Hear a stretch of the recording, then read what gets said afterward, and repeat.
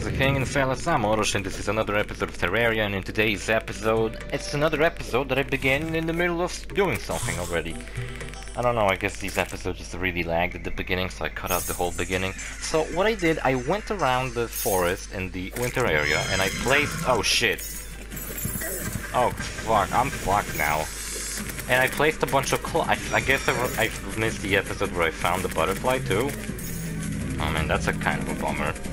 So, I found the butterfly, and what I did, I was basically just keep changing the time to nighttime, and I placed a bunch of clocks throughout the ice area, so that I always knew which time it was, because whenever you place a clock in the game and you're nearby it, it shows you the time, and I caught a butterfly, that was like a rainbow butterfly, and I let it go, I killed it, and she showed up, and it's the Queen of Light.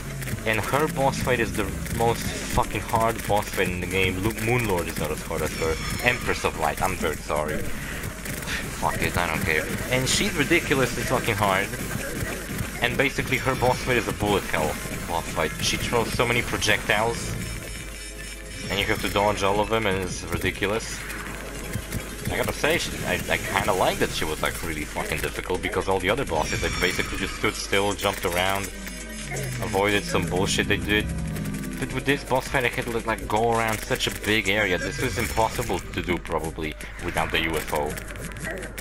Because if I didn't hit the UFO, I would just have nothing. You know, and also I got my ass kicked, so we just barely begun the episode, I died. I failed the boss fight. I don't think we even...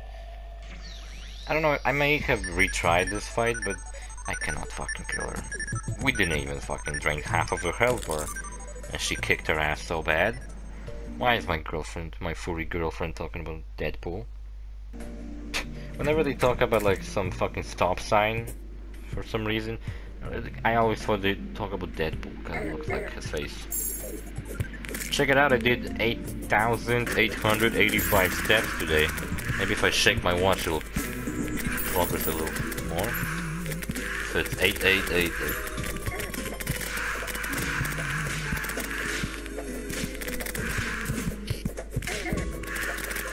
Maybe if I fucking put it on my right hand, I'm gonna check off, I'm gonna like rank up all the steps.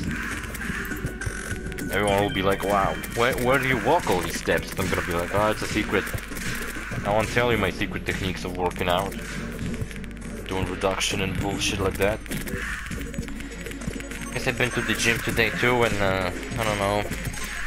I kinda totally did not fucking... I went there, I was so sleepy and so kinda tired, I just did not fucking feel like doing anything there.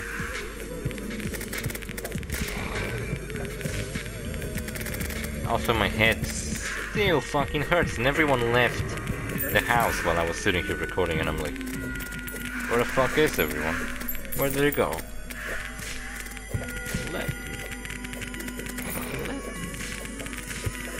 Nobody likes me.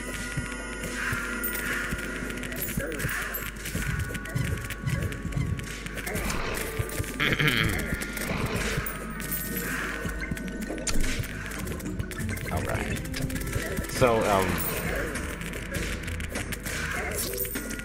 since, you know, this is the third episode I'm recording today, I kinda said everything I wanted to see. I figured, you know.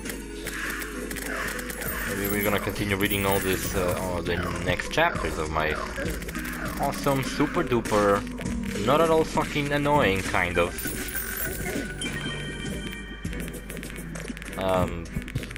Goddamn fanfiction.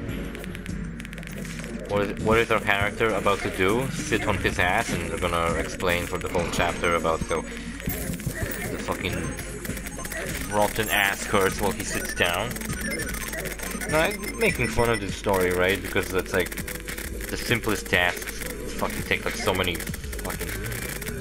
much time to fucking explain. Like, oh man, I'm making a sword. The pieces of wood combine into a bullshit dildo-like structure, and it's a sword, blah blah blah.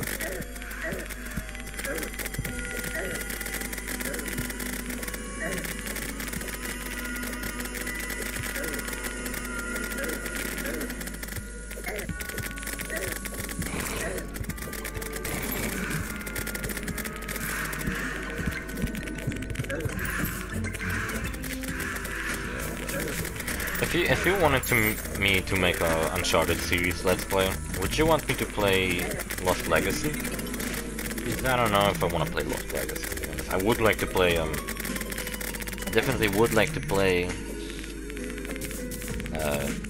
Golden Abyss. That's actually a really good one. You know what sucks? I ordered this fucking band for my fucking smart band and it was meant to be orange. And it's like, it's orange at certain angles. Up close, it almost looks like it's pink. It has this shitty shade of orange. It's not like fucking Hubert orange that's really nice. It's like this weird looking fucking one. Chapter 11, A Visitor in the Night. A visitor is the fight. Delivering the final blow to a third slime, he was... Oh yeah, I guess he went and fought shit. It's kind of funny, I'm reading about him fighting slimes while I'm flying a fucking UFO in the same world as the fucking fanfic takes place. And I'm fucking fighting flying pumpkin heads with sights attacking me, and I'm fucking fighting them with like a big chained dragon head that spits bubbles. Oh, the Headless Horsemen, the guys that hop around with the pumpkin heads, those are the guys that drop like a really cool sword or something? I don't know. There was some reason we were doing these events all the time. We were trying to collect something, but I don't remember what. I think different swords, there's like, to get the... whatever, the best sword in the game, you had to have like a shit ton of other swords. And one of them we couldn't even get in this fucking game. But I think I was explaining that already. Man, we're really close to the end. There's only 2 episodes left, by the way. A visitor in the night. Delivering the final blow to a third slime, he was simply brimming with self-satisfaction. He'd not felt this good ever. In this moment, he truly felt master of his own destiny. Turning at the sound of what he assumed was another slime, he raised his sword to attack and saw that 2 slimes were in fact coming his general direction. A small part of him almost felt bad. As were he to ignore them, the slimes would just continue along their way, occasionally stopping to pick up whatever shiny things they came across per guy. Guile? Across per guile. What? Guile's the guide's name. What the fuck does that mean? Knowing, however, that these slimes were merely construct of the world's overflowing magic kept him from worrying about it too much. Yeah, who cares about slime feelings? Fuck them, right? Stupid blobs of shit. Having only taken on the slimes one at a time thus far, he figured this was a good opportunity to show that he mastered the use of the sword. Stepping towards them, he took a swing at the closest blue slime, his sword cutting through the air in a downward slice that knocked it back closer to the green slime that almost seemed to have been following it.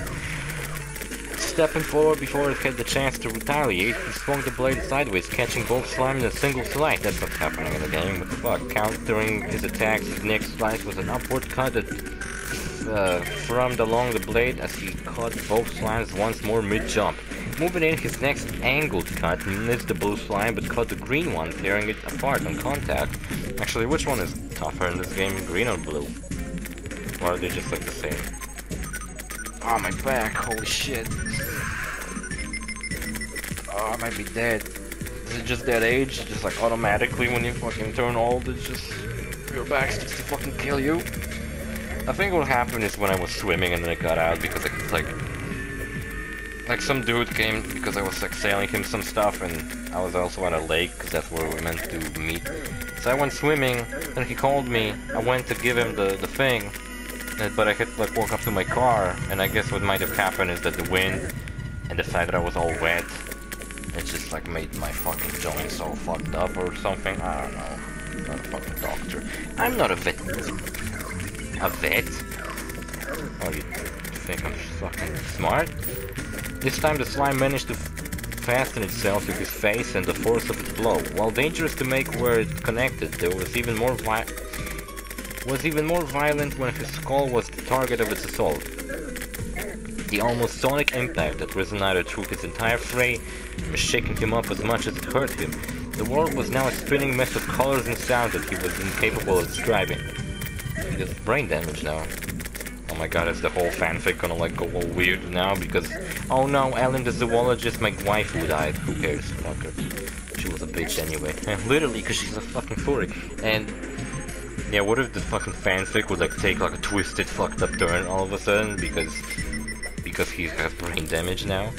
On one hand, he knew that he was in danger and this was the slime, and that the slime would take this opportunity to cause him even more harm, but he was incapable of finding his hands, let alone the weapon or the slime.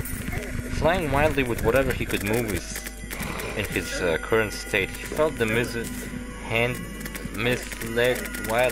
misleadingly soft, pliable surface of the slime embrace before it used him as a springboard once again. Now taking the remainder of his breath, not a remainder, well, which he direly needed. Also, didn't he fucking met someone else in the last chapter? What happened? You guys don't remember. So look, we just did a pumpkin moon and now it's an eclipse. It's like an event literally after another event. Bullshit. Ah, shit. Rolling sideways, he tried scrambling to a standing state while desperately grasping for air, but was rewarded by the slime's affection on his back, driving him face first into the dirt.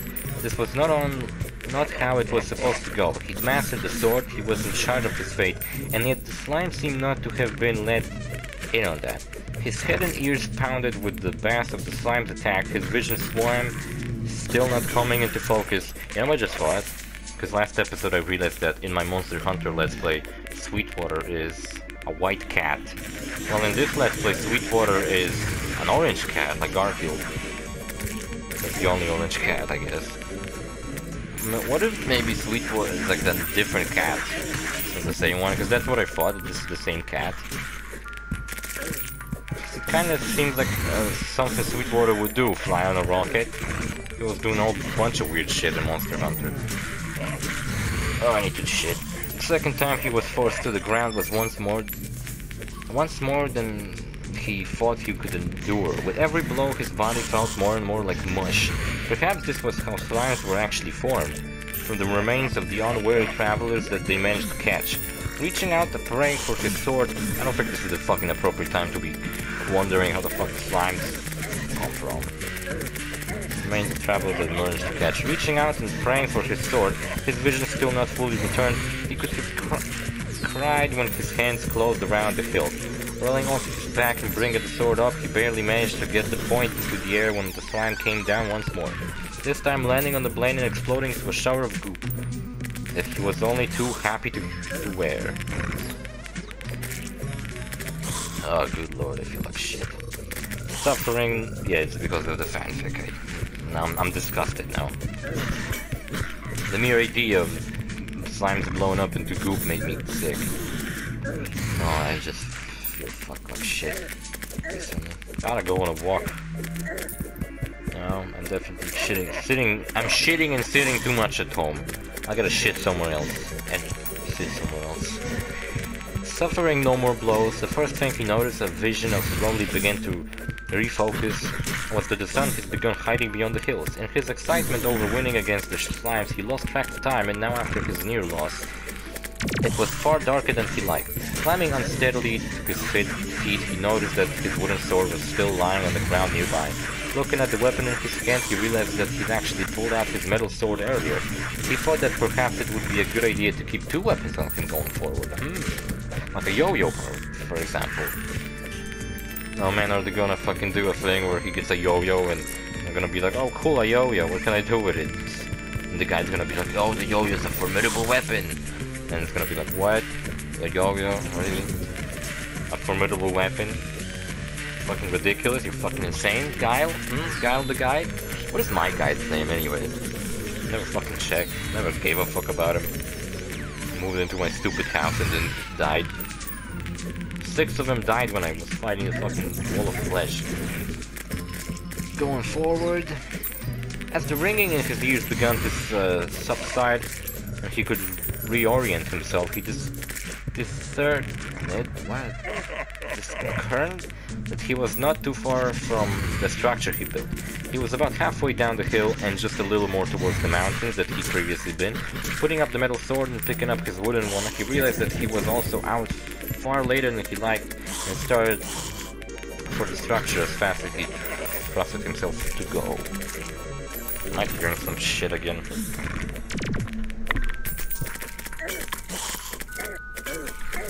No, I think that there's noises in the game. It's really weird when I... Oh shit, sorry. Take off the fucking headphones. The sound of the forest that only moments ago had been more background noise or heavy with potential violence. Every rustle a zombie waiting to come crawling out from the brush, every low moan of the wind carried a demon eye simply bending itself time before descending upon him. All the courage he felt while fighting the slimes was washed away by the chill night air that came with the setting of the sun. The light was mostly gone and fading fast, and he quickened... Oh my god, what if... You know how in this game when you die you leave a little gravestone behind, so you can like collect it and, I don't know, make a collection of gravestones if you want? Well, what the fuck is that thing flying in circles? It's one of his spiders. Both his spiders are ridiculous. What if he died in like chapter 2, I think. He went to a cave and he died and then he respawned. What if he goes to that cave later and he finds his own fucking grave and he just goes like all depressed that he's fucking dead? But then guys like, oh, you're not dead, you're standing right here, what are you talking about? This world's magic brought you back. It doesn't want you gone. Something like that. The top of a nearby tree shuddered with the impact of an unseen eye, and he stumbled upon hearing it, but caught himself and continued his run for the questionable safety of his structure. His entire mind focused on the path ahead. The underbrush was now a set of obstacles rife with danger. The clearing came into view and his structure was a shining beacon up onto his sight.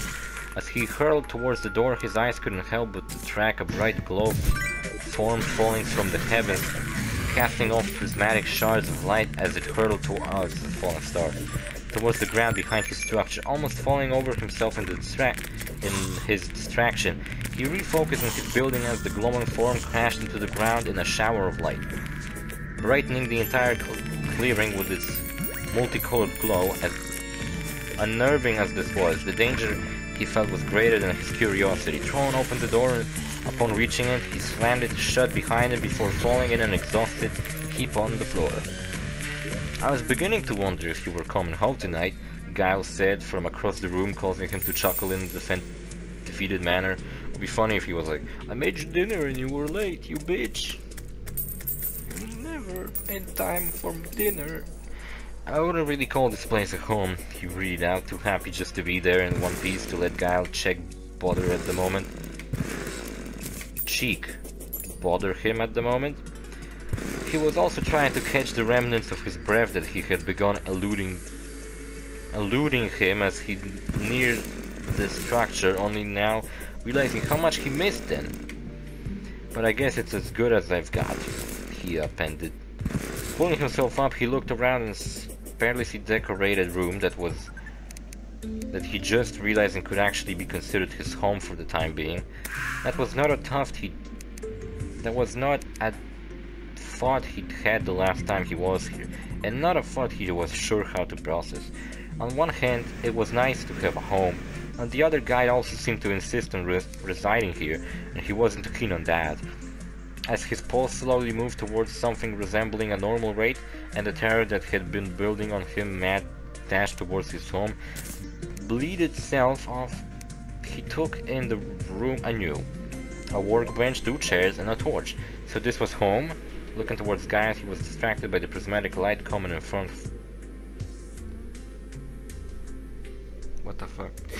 Looking towards Giles, he was distracted by the prismatic light coming in from the hole in the wall behind it. Remembering the object that had come peering out of the sky while he was running towards the structure, he started walking over to the opening for a better look. What is happening right now in the video? What are we doing? Oh, this is the Psycho Knife. Look, I'm dealing 415 damage with it. And now my Christmas tree has 400 damage? But now that I put it away, it all of a sudden deals 117 damage and the knife deals 100 something damage. It's when I have the knife equipped, I not only go invisible, which boss seriously thought I was fucking glitching out. I'm also like, this demonic psycho knife is like really fucking weird. I actually should have been using that as a weapon. It seemed like really interesting. I don't know why I didn't decide to actually stick with it. It was definitely cooler than the stupid Christmas sword. Also, his tiger gets stuck in the ground, which looked really stupid. Alright, where did I finish? The sound of a demon eye knocking on the wall brought him out of his momentary daze. A zombie's empty moans provided the backdrop to what otherwise might have been a solo bass beat against the structure.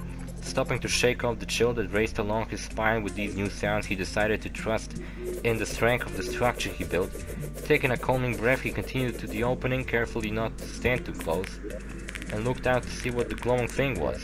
"It's a fallen star," Gal answered the question he hadn't managed to ask. The ant did nothing to normalize the object laying on the dirt.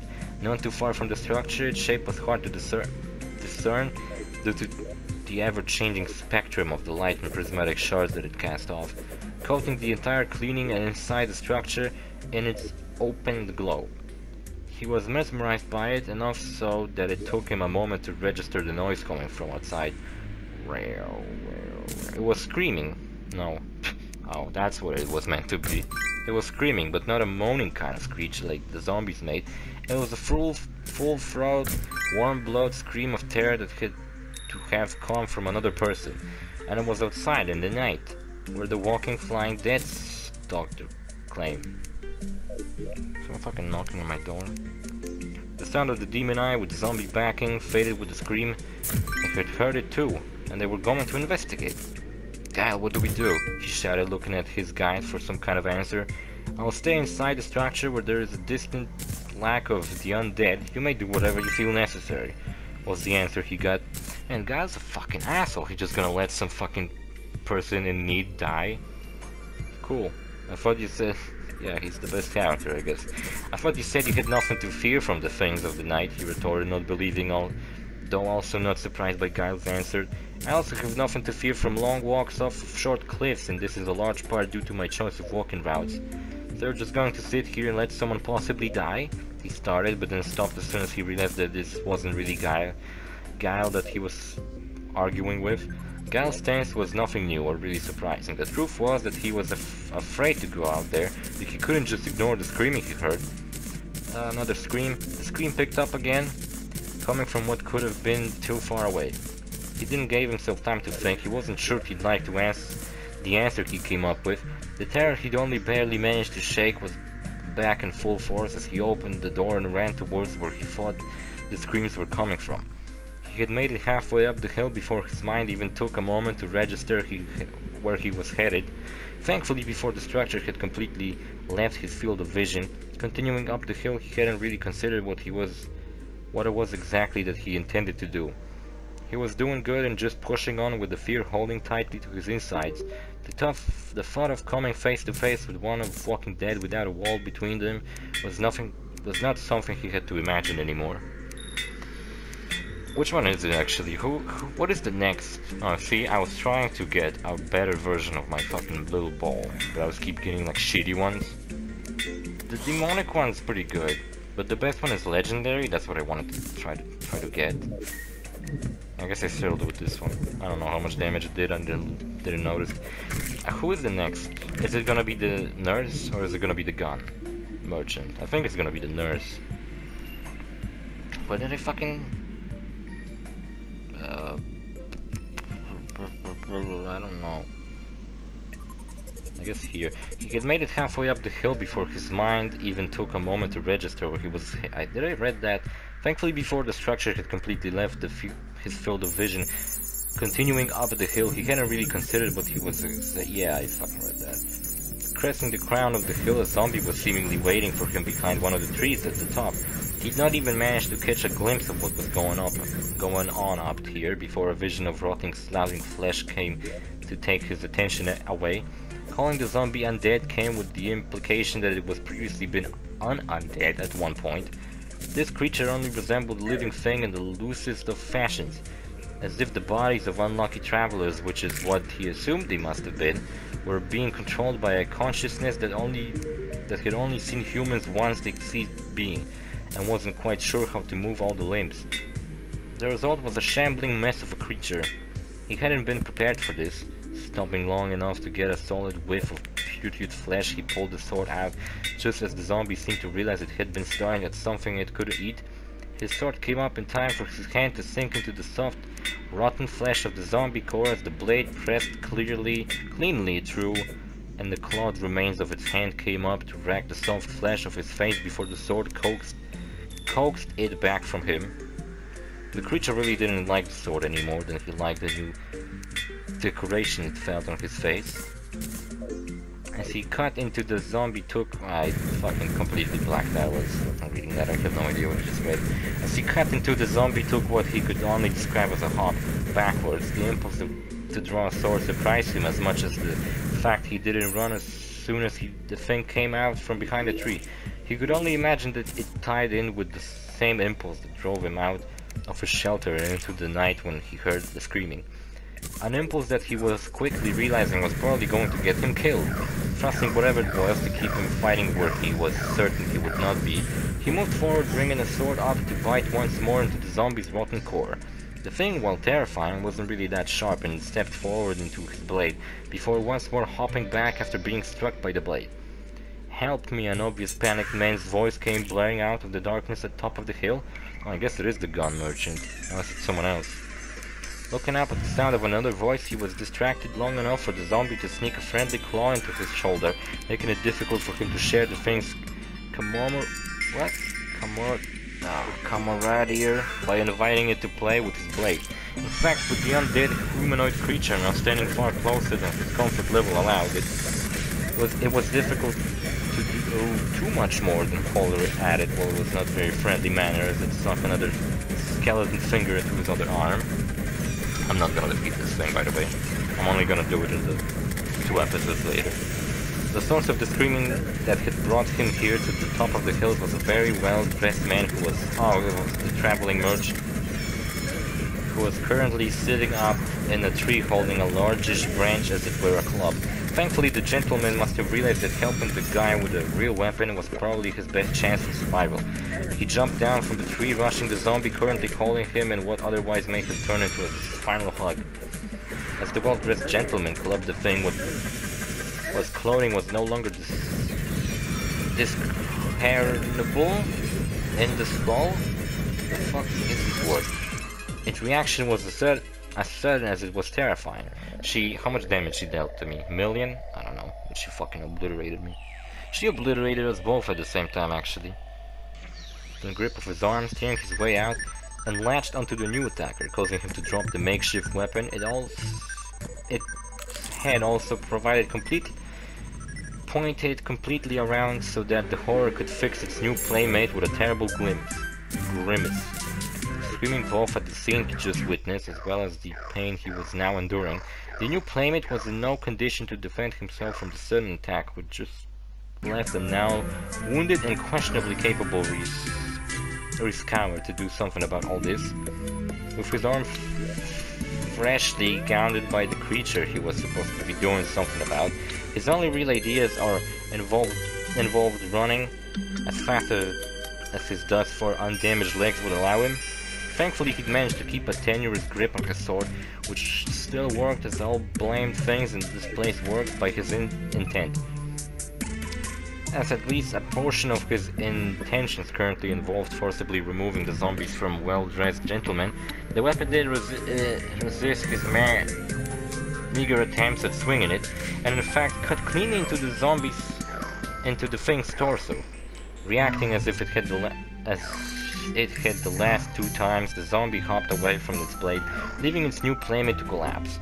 Realizing that there was no time for this, he grabbed the falling fellow with a hand not currently holding the sword and pulled the gentleman to his feet. Ready to drag him towards the relative security of the structure he built it, if need be. Thankfully, there was enough for the gentleman's sense left to follow along.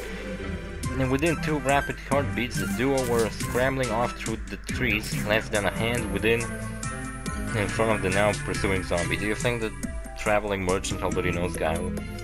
Because I guess all the unless, because Guile speaks as if he guided many players before him, so I'm assuming that might be the case. So I also suppose the traveling merchant might have already been a part of this world. My skin is falling off. Like, what the fuck?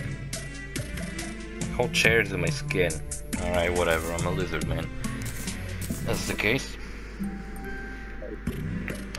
Realizing there was no time for this, blah blah blah, Duo was scrambling off to the tree's head within the blah blah blah.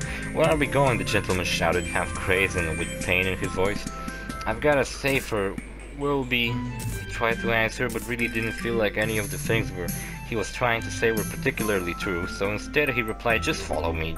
You fucking dumbass. Piece of garbage.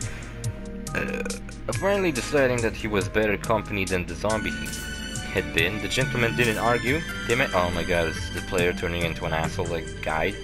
He managed to make it about halfway back, and he was almost feeling confident that they would arrive in relatively good shape, till he was reminded that not all horrors of this place were bumped in the night. Some of them could fly silently, choosing very inconvenient times to suddenly swim into the view and forcibly acquaint themselves with a new guest. Oh no, the gentleman replied to demon eyes, greeting as he went crashing back towards the zombie, who unfortunately hadn't given up the pursuit. Taking no time to let things get worse, and wondering again at how wise all this really was, he jumped towards the zombie sword first to keep it from pouncing on the well-dressed man. Reluctantly, the shopping dead hopped backwards from the sword's bite, but not before tearing the progressively less nice clothing the gentleman was wearing, pulling him to his feet. Why is the time progressing? What is happening? Is boss cheating again? Probably. They set off once more, still within spitting distance of the zombie, and this time keeping an eye on to the air. The recent rescued individual complained as they stumbled into view of the structure. Almost there, he replied, before the sparkly bit of light resting behind the structure caught his eyes once more. Nearing the structure, another reckless urge came over him. As they reached the front door, he pulled it open and pushed his charge through it before slamming it back and continuing around the other side of the building. Thwomp, the demon-eye checked the door solidly right behind him, just managing to miss getting in while it was open.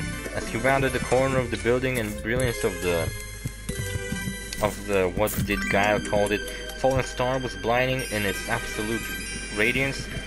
And for a moment too long, he just stood transfixed by the multicolored array playing out around him. The claws sunk into his shoulder, reminded him why this was not such a wise decision, and he fell forward in an attempt at breaking the zombie's grip. Thankfully, grappling was not one of the thing's talent. Unfortunately, neither was shock one of its weaknesses. So while he did manage to fall out of his grip, the thing just stumbled forward, giving him no time to recover from his ill-planned evasion before it was on top of him once more. This time he was almost ready for it, and his sword greeted the thing as it came crashing into him before hopping back from the blade, but not before it snuck a claw through the front of the rags he was no longer qualified as clothing. As covered in dirt, blood and dried goop as they were scrambling up blades before him to fend the zombie off, he managed to make his feet. Swinging the sword as the undead creature, he knocked it back once more and quickly turned to run for the fallen star. Not sure even if he did that was the wisest of decisions. Who knew what would have happened when he tried to pick it up? Would it burn him? Kinda reminds me of how in Evil Dead, whenever Ash is fighting, so like, you know, Ash would like have a blue shirt and everything, but like throughout the movie he would like get more and more fucked up. I got a new sword, slightly better than the other ones I had. I guess I was using it a little bit. I really should have used that knife. Kinda curious about it now, if it would actually turn out to be good. It was definitely really short range, but it was really fast. Following the same drive that had served him so far, he didn't give himself too much time to think on it and just went for the star. Nearing it, he didn't even stop to admire it up close, as beautiful as the thing was, and just grabbed it on the way past. As fluid and quick were his motions that he wasn't even really sure his hand has touched the thing before. It was deposited into his bags. Continuing his circuit around the house, he almost ran headlong into the zombie that was apparently a little more strategic than he'd given it the credit for. Jesus Christ, this is long. How much of this video is left? Just enough. Plunging his sword directly into the creature's mind section, he didn't even stop moving to see what effect his attacks would have. As it hopped back... The fuck's that? No, go away, I don't want to update anything. As it hopped back, he only struck it again and not letting up again, letting out some of the fear and anger, and truth be told, some of the sick excitement that he was feeling was an almost giddy sensation. He was absolutely terrified this entire time, but the zombie was less than threatening in response to his rapid assault. He screamed as he leveled one blow after another, not letting up, with the thing hopping back from each strike. Several blows later, as the impulse was beginning to wave, whatever it was that kept the Walking Dead upright decided that this creature was no longer worth its time, and the zombie quite literally just fell apart. One moment it was hopping backwards from its blade, and with his next slice across the chest, the shambling mess of a humanoid creature quite literally just fell to pieces. Having not expected the sudden change, he actually jumped when it happened and just stood there, staring down at the thing's remains. Curiously, a metal bracelet attached to a small piece of chain caught his side, as it wasn't attached to the creature in any manner. Bending down to pick it up, he felt the trending... Oh, that's a cool thing. I think it gives him 1 defense. He felt the tendrils that hung from the rear of the demon's eyes brushed the back of his neck as it just missed striking him, and stiffing a scream of an abject horror at the sensation, he was snapped back to the danger of the situation. Wasting no time returning to the front of the structure, he plowed through the door without regard to anyone possibly standing on the other side, and slammed it shut behind him. It looks like you made it back in one piece, Gallagher commented, collapsing in a shredding puddle of weary muscles and aching wounds as the fear he'd been holding at the bay this entire time came washing through him. He finally allowed himself the opportunity to think about what he'd just done, and it was enough to put him down through the floor into the darkness of sleep that he found hiding beneath the earth several times before. As the light of the small room dimmed, he could hear a low chuckle that did nothing to console the fear following him into the darkness. Chapter, 12. Conversation. Guess they're gonna talk for the whole fucking chapter. Not sure if I'm gonna even read the chapter, because next episode... Well, actually, next episode is like 1.5 hours. It's just really long. I'm trying not to fucking beat my record of 1 hour 44 minutes. So if it's just slightly less, it's fine. I mean, it's not fine. I would appreciate if episodes were just like 20 minutes long. But if it's just gonna be, you know, this long, it's not that bad. Hey, look, I managed to sit here for 3 hours and not get sick of speaking. But maybe it was partially thanks to the fact that, you know, that I also took a pretty long break between episodes, in the first episode today and the second one. Also, what we just started doing is Old One's Arm. When you go to the tavern, keeper, the big guy with like a bald head, he can sell you the beacon. You can set it up and you have to defeat 10 waves of enemies from reaching the beacon. It's basically just a tower defense. We failed it the first time around. But then later I got the best sword in the game and the creatures weren't even like... You couldn't even see them on the screen because I was defeating them before they even show up. Which was really fucking ridiculous. Yeah, I'm not gonna read another chapter, there's not enough time probably. I'm gonna start reading it and not even go halfway through. So yeah, now they have a traveling merchant in their house. I suppose at some point, you know, he's gonna leave them.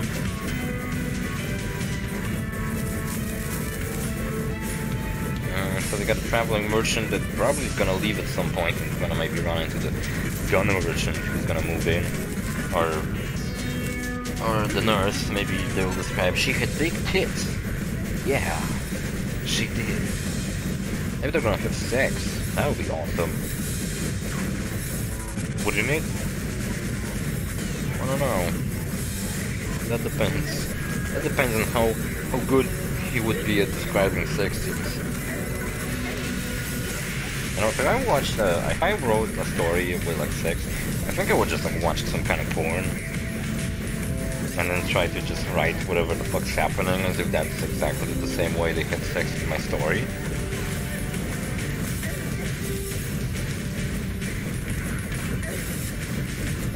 Yeah, wouldn't that make sense?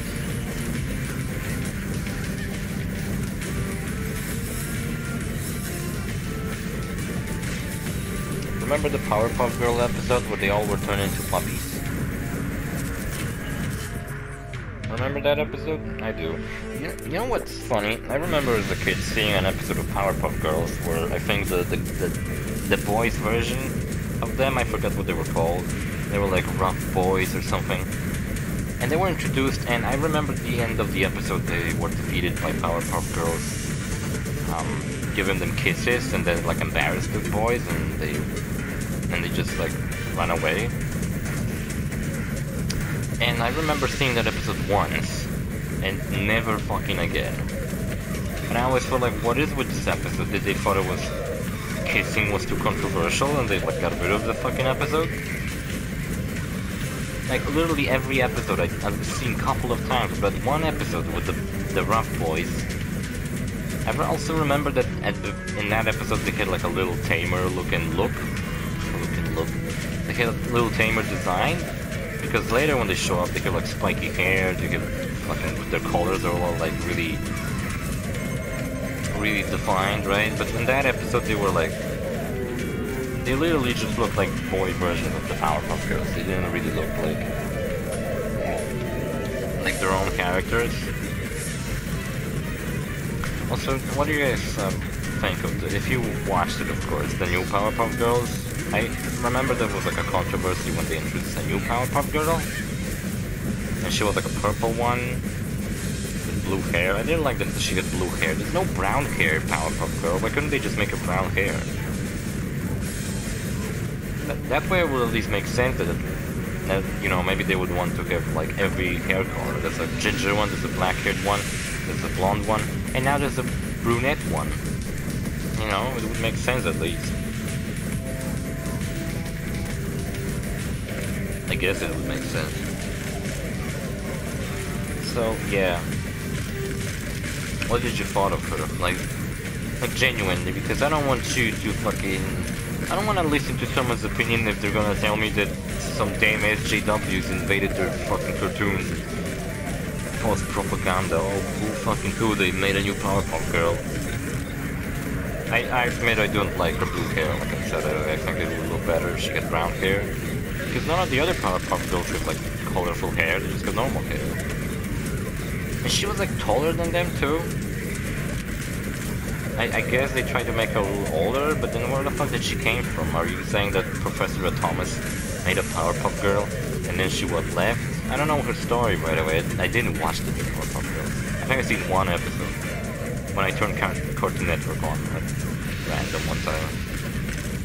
I also remember that all the voice, like I think Wobble's voice actress was different, and I was like, oh, that sucks. That's nice that it's a different voice actress. So I think we fuck up this wave defense, and then we finish the episode. Finally.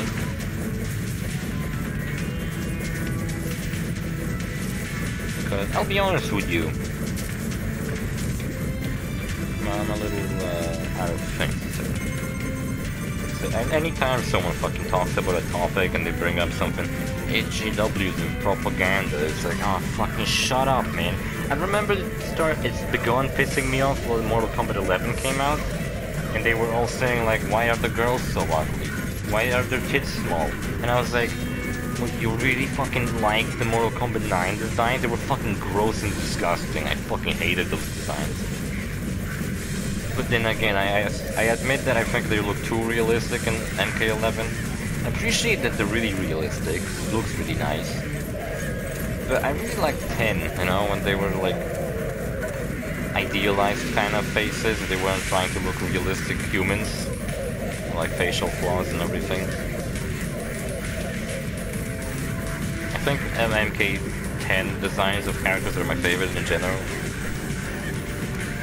But then MK11 Kano looks really awesome. Cabal looks really fucking cool in that game. But when he gets a mask, when he doesn't have a mask, he looks kind of weird. He looks like some dude with some hook swords. And without the mask, he's just not looking all that iconic, in my opinion. Scorpion looks cool. But then again, I think he looked way cooler than 10.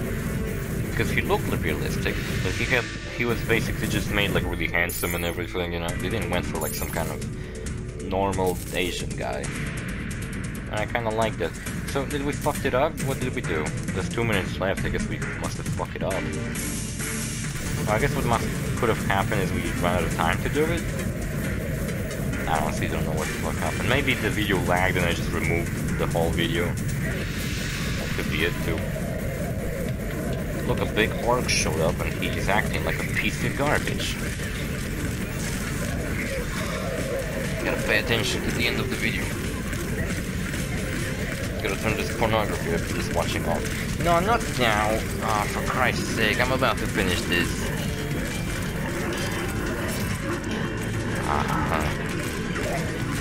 I'll call her back. In 1 minute. Come on.